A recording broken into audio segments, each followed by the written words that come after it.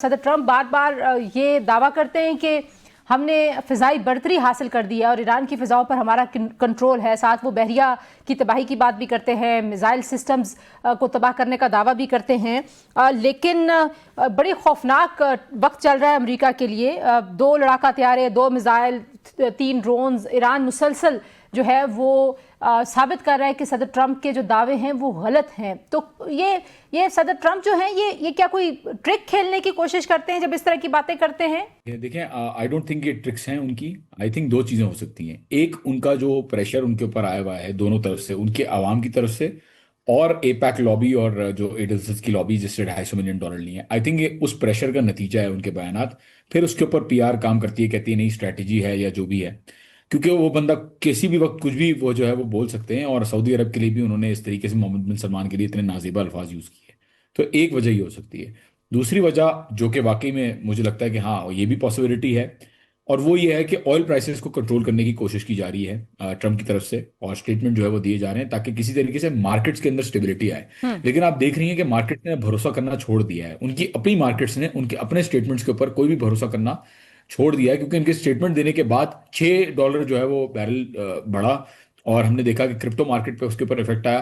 कह सकते हैं कि वो स्टोनेज वाला रिमार्क जो था उससे लोगों को लगा कि जंग एस्केलेट होगी, लेकिन उनको अब आई थिंक मुझे लगता है कि पता चल रहा है, मार्केट्स को आहिस्ता आहिस्ता एडजस्ट कर रही हैं वो इस सेंटिमेंट के ऊपर कि ये जो है वो बयानात इनके इनके इससे कोई फर्क नहीं पड़ता। ऑन ग्राउंड सिचुएशन जो आपने बिल्कुल सही से डिस्क्राइब की, बावजूद सब कुछ खत्म करने के इनके F-35 तैयारे भी हिट हो रहे हैं, इनके F-15 स्ट्राइकर ईगल भी जो है वो गिराए जा रहे हैं, इनके A-10s भी गिराए जा रहे हैं, इनके हेलीकॉप्टरों को भी डैमेज हो रहा है, इनके जो है वो सारे जितने भी ड्रोन्स थे, QC ड्रोन्स है, रीपर है, ऑर्बिटर है, हर्मेस है, ये ड्रोन्स जो है वो 140 से ज्यादा ड्रोन्स जो है वो अभी तक ईरान गिरा चुका है, विद फुटेजेस भी मौजूद हैं काफी सारों की। तो आई थिंक जो दिखाने की कोशिश कर रहे हैं और जो हो रहा है उसमें एक जमीन और आसमान का फर्क है। और ज्यादा देर तक आई आई डोंट थिंक कि ये बयानात इस तरीके से दे सकते हैं इतने नॉन सीरियसली। और जो अमेरिका का स्टेटस था as a global power, as a एक प्रेसिडेंट की बात में वजन होता था, तो वो वजन जो है उन्होंने बिल्कुल खत्म कर दिया। एंड आई डोंट थिंक ये ज्यादा देर तक चल सकता है। जो दूसरा मामला है, ज़ाहिर है वो एक, हम कह रहे हैं कि खतरनाक मरहले में जंग दाखिल हो गई है, जहाँ पे सिविलियन इंफ्रास्ट्रक्चर्स को ब्लेटेंटली तमाम इंटरनेशनल लॉज की वायलेशन करते हुए, उनकी नफ़ी करते हुए, उनको नज़रअंदाज करते हुए ये हमले किए जा रहे हैं। और इन हमलों की वीडियो अमेरिका के सदर के सोशल मीडिया अकाउंट्स से शेयर की जा रही हैं। बहुत सारे जो बैन-अक़वामी क़वानीन के माहिरीन हैं वो इनको जंगी जराइम कह रहे हैं, लेकिन सिचुएशन ऑन ग्राउंड कितनी आपको अलार्मिंग लगती है? क्योंकि शायद इसको रिलेट करना चाहिए, वो जो कह रहे हैं कि हम ईरान को पत्थर के ज़माने में वापस भेज देंगे। सो मुआशी तौर पर, समाजी तौर पर भी तबाह करने की एक कोशिश है कि आप तालीमी इदारों को भी ना छोड़ें, आप पुलों को भी ना छोड़ें, आप अस्पतालों को भी ना छोड़ें, आप तहकीकाती लैब्स को भी ना छोड़ें। देखिए, ये तो शुरू से रहा है इनका। जो इन्होंने पहला हमला ही जो किया वो इन्होंने स्कूल पे मीनाब की बच्चियां जो 175 बच्चियां, और पहले जो गाजा में होता रहा वाइट फॉस्फोरस जो यूज़ की इसराइल ने, और अल्लाह, तौबा तौबा बोलना नहीं चाहिए, लेकिन एवेपोरेट हो गए लोग बाकायदा गाजा के अंदर, पता नहीं चल रहा उनका।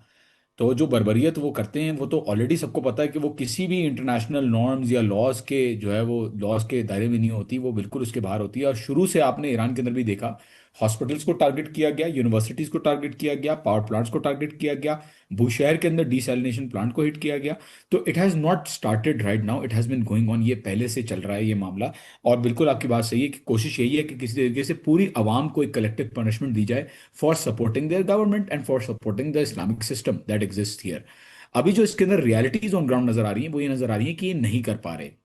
आप बहुत टाइम से देखें, कल से लेकर अब तक बहुत हमलों के अंदर बिल्कुल इक्का दुक्का अगर कहीं मिले तो मिले, लेकिन कोई हमला ऐसा जो है वो नहीं हो रहा। बुशहर के अंदर आपने देखा कि एक वो प्रोजेक्टाइल हिट हुआ चौथी दफा।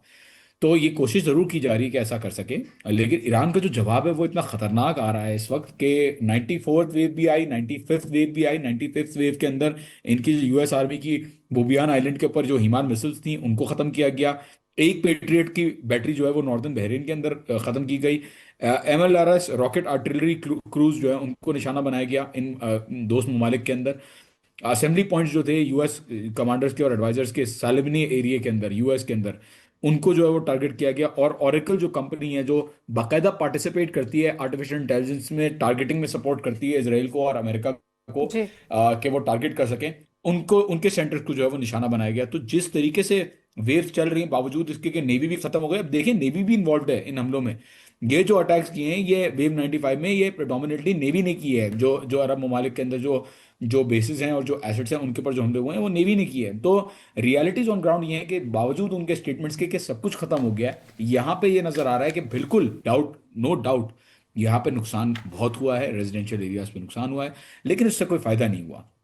Iran further. एक महीने में वो कॉस्ट रिकवर कर लेगा स्ट्रेट ऑफ हॉर्मुज के थ्रू। और रियलिटीज यही है कि ईरान इस वक्त ये वॉर जीत रहा है। किसी से भी पूछना, आई एम श्योर जाहिद साहब भी बैठे हुए हैं, he is also a very good analyst, I am sure उनका भी ओपिनियन यही होगा। एंड इनको या तो जाना पड़ेगा या तो बूट्स ऑन ग्राउंड करने पड़ेंगे, और बूट्स ऑन ग्राउंड पे भी इनकी जो सिचुएशन है वो बड़ी खतरनाक है, it will be a suicide mission for them.